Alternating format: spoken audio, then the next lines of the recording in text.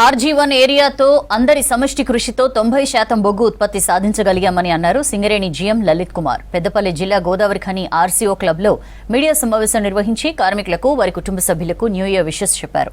వచ్చే 3 నెలల్లో సంస్థ నిర్దేశించిన ఉత్పత్తి లక్ష్యాన్ని 100% సాధిస్తామన్నారు జీఎం లలిత్ కుమార్.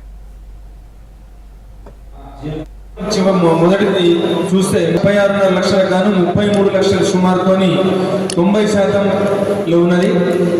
ఇది ఏరియా మొత్తం కలిసి ఇది పోయిన సంవత్సరము 30 లక్షల ఉత్పత్తితో పోలిస్తే 6 లక్షలు ఎక్కువ తీయడం జరిగింది గత సంవత్సరంతో పోలిస్తే.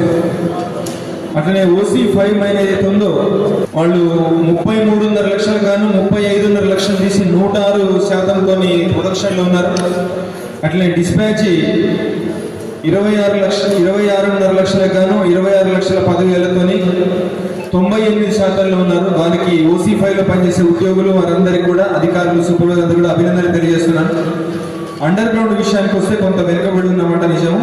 దానికి పూర్తి చేయడానికి ఏదైతే కంటిన్యూస్ మైనర్ సెక్షన్ ఉందో అది సుమారు 25 లక్షలకు గాను 2.5 లక్షలకు గాను 2,50,000 తీసి 103%లో ఉన్నారు కంటిన్యూస్ మైనర్ సెక్షన్.